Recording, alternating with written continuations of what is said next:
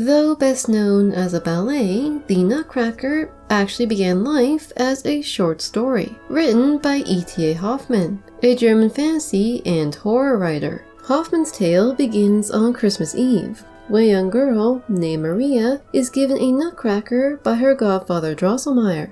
Excited by the gift, Maria and her family each take turns using the nutcracker until it's broken by Maria's older brother. Horrified at the sight of her now injured nutcracker, Maria resolves to nurse her friend back to health, comforting him late into the night.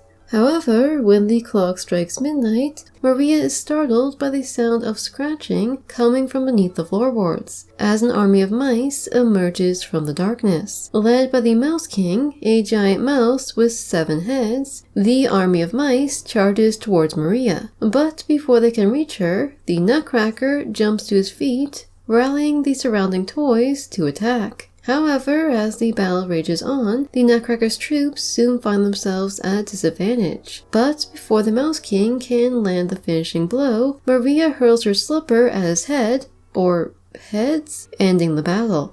Though before the forces can disperse, Maria is overcome by sharp pain in her arm and passes out. Waking up in her bed the next day, Maria is told by her mother that while playing the night before, she had accidentally broken a pane of glass with her elbow, injuring her left arm.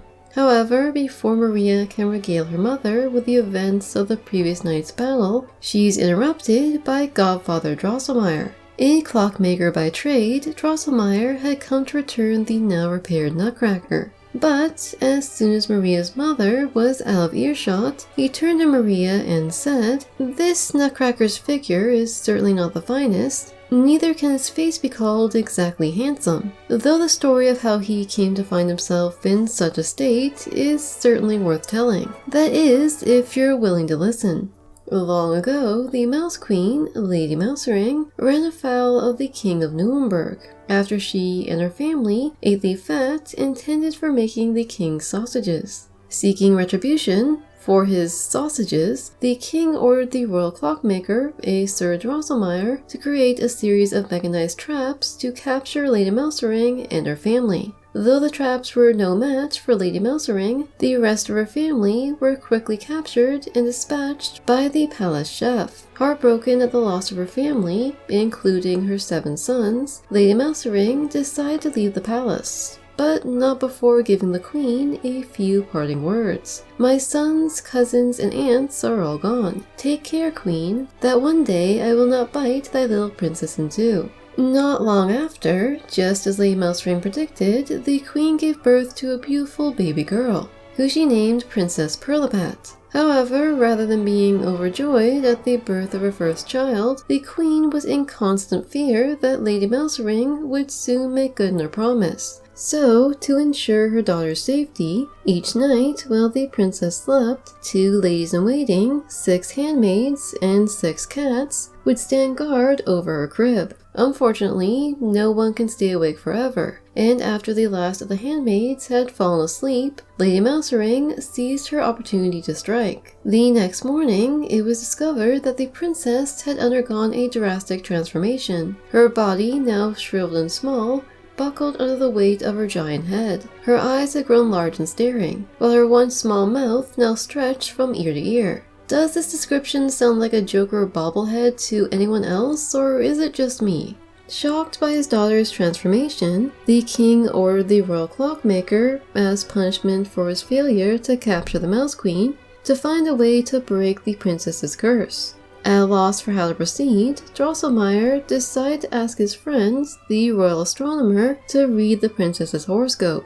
According to his prediction, the curse could only be broken when a young man who had never shaved or worn boots presented himself before the princess and performed a magic ritual. After cracking a Krakatuk nut with his teeth, the man would then close his eyes before presenting the kernel to the princess. Then, with his eyes still closed, he would need to walk 7 steps backwards without stumbling before the curse could be broken. This is a very specific curse. Usually you only need true love's kiss or a fairy godmother, but I guess German curses are a bit more complicated.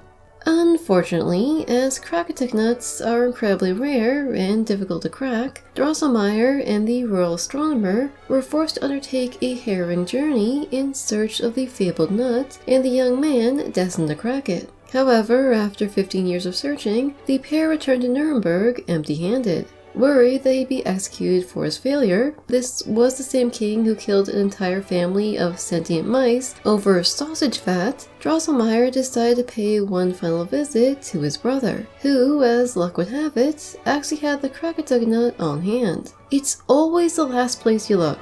Now with the nut in his possession, Drosselmeyer next had to find a young man who was capable of cracking it, which turned out to be his young nephew. Well, that was 15 years well spent.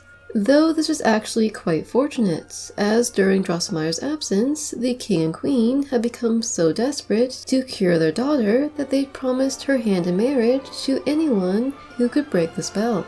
So, with the fabled Krakatuk nut in hand, Drosselmeyer, his nephew, and the royal astronomer headed for the palace to present themselves to the royal family. After being introduced to the princess, young Drosselmeyer began to perform the ritual. But before he could take the final step backwards, Lady Mousering threw herself under his feet, forcing him to stumble, at which point he transformed into a nutcracker. God, this curse is weird. Though she was unable to prevent the princess's curse from being lifted, with her last breath, Lady Mousering cursed the interfering nutcracker to be forever hunted by her son, the Mouse King. To make matters worse, the king, appalled at the idea of having a nutcracker for a son-in-law, banished all three men from the kingdom. But hope was not entirely lost, as according to the astronomer's prediction, not only was Drosselmeyer's nephew destined to become a king, but if he could defeat the Mouse King and find true love, his curse would be lifted.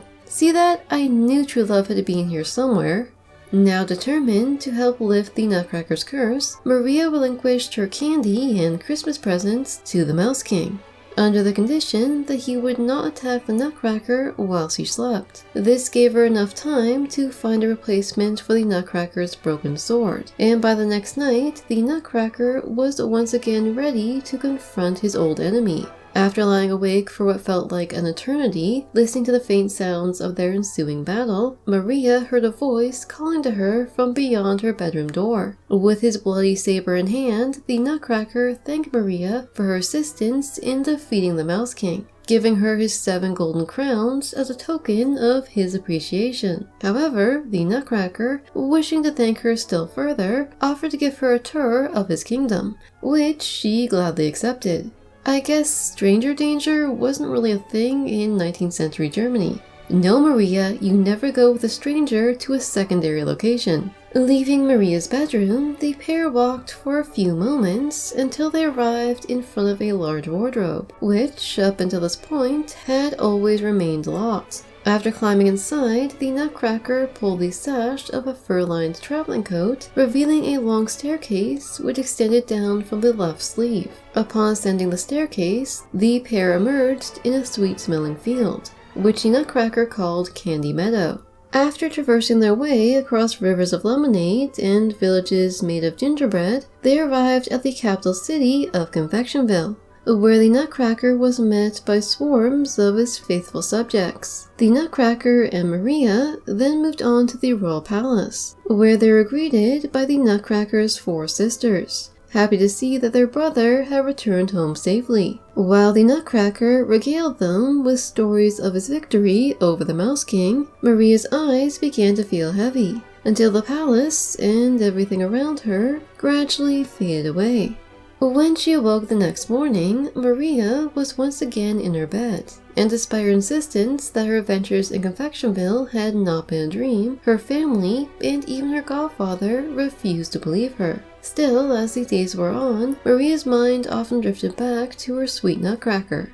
And one day, while staring at the cabinet where he once stood, she remarked to her godfather how foolish Princess Perlipet had been to reject the Nutcracker, who she believed was the kindest and bravest person in the entire world. At that moment, Maria's mother entered the room with a young man, who she introduced as Drosselmeyer's nephew. Not wanting to distract her godfather from his work, Maria invited the young man to go play with her in the parlor. Though, once the pair were alone together, he revealed that he was actually the Nutcracker, and that Maria's declaration of love had broken Lady Mousering's spell. In awe of Maria's kindness and courage, he then asked for her hand in marriage, a proposal which Maria happily accepted, until she realized that she was 7 and should probably finish elementary school before committing to a serious relationship. No, I wish that was what happened, but instead, the following Christmas, Maria eloped with Drosselmeyer's nephew, escaping to a foreign land where she was completely isolated from everyone and everything she once knew. I'm sorry if this is ruining anybody's childhood, but in a modern context, Hoffman's Happily Ever After is kind of disturbing and very illegal.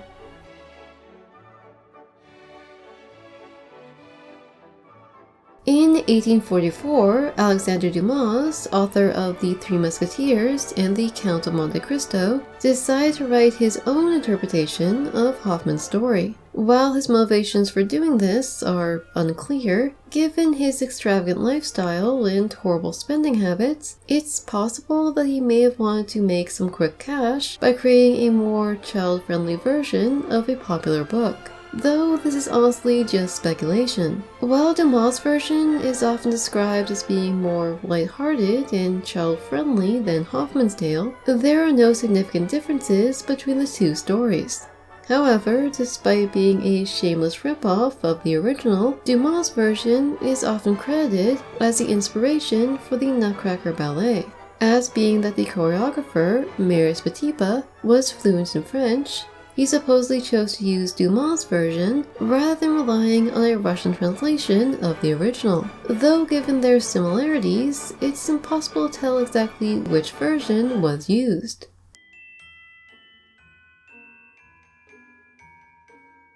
With choreography by the renowned Marius Petipa and music by Pyotr Tchaikovsky, the Nutcracker Ballet seemed destined to succeed even before it hit the stage in December of 1892, though the ballet's road to greatness was anything but straightforward. While Hoffman's story seemed like an obvious choice, given the author's popularity, the book proved too long to adapt in its entirety, and elements of the story, primarily the Nutcracker's origin, were cut to save time. Though this is a common part of the adaptation process, the Nutcracker's curse and his quest to defeat the Mouse King were the driving force of the original story. And without them, the resulting ballet felt aimless, with nothing to connect the remaining segments of the story.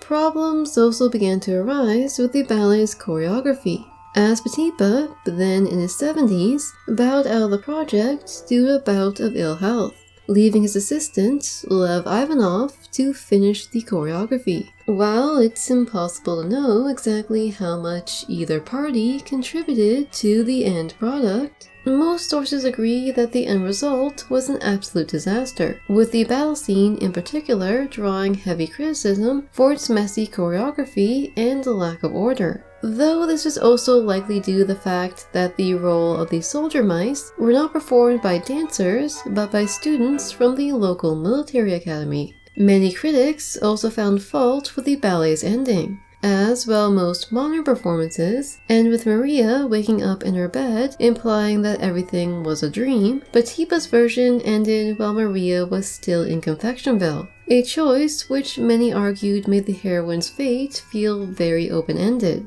The ballet's one saving grace seems to have been the musical score, though Tchaikovsky, who was not a fan of the altered story, had a difficult time composing the music, a task which was made infinitely more difficult after learning of the death of his sister. While he did manage to finish the music in time for the ballet's premiere at the Mariinsky Theater, it's believed that the ballet's score is indicative of Tchaikovsky's negative mental state at the time of his sister's death, with the dance of the Sugar Plum Fairy serving as a kind of eulogy in her honor. Though this is just a theory. A ballet theory. However, despite its incredible score, the Nutcracker, which unfortunately premiered during the golden age of Russian ballet, remained overlooked and underappreciated. at least in its home country. After it was first performed by the San Francisco Ballet in 1944, the Nutcracker became a popular staple of the New York City Ballet, a decision which seems to have been based around its simple plot and easy-to-follow storyline. Unlike in Russia, where most ballets received government funding, American ballet companies relied heavily on ticket sales to stay profitable, and would therefore select performances they believed would appeal to a large audience. The Nutcracker's simple story also made it a good gateway ballet for those who are unfamiliar with the art form, while its colorful setting and abundance of child characters made it appealing to young children and families. However, while the ballet followed the same outline as the original performance, the choreographer George Balanchine, a veteran of the Mariinsky Theater, reworked the chaotic choreography while emphasizing the story's connection to Christmas. Balanchine's alterations seem to have worked, as on Christmas Day in 1957, the New York City Ballet's version of the Nutcracker was broadcast on CBS, a tradition that was repeated the following year in 1958, this time narrated by June Lockhart, the actress who played Ruth Martin on the Lassie series. You know you've made it big when an Emmy-nominated actress agrees to narrate your ballet.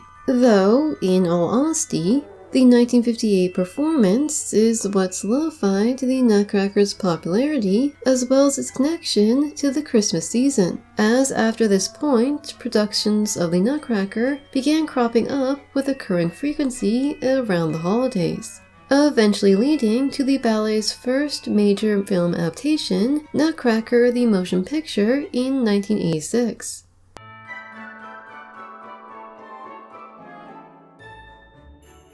Being that not everyone is able to attend a production of the ballet, chances are that most people were introduced to the Nutcracker through one of its many film adaptations.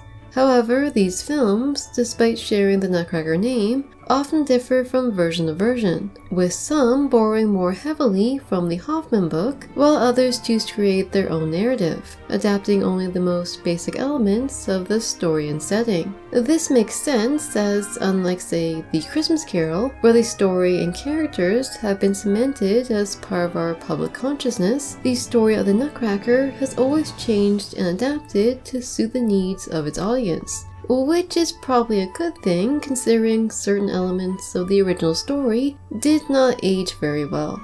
This adaptability is likely why the Nutcracker has remained so popular, as it allows studios to create different variations of a well-known story, offering audiences something new but also familiar that plays off their sense of nostalgia. And considering how much Hollywood loves to profit off our nostalgia, I'd expect another Nutcracker film to be coming down the pipeline any year now.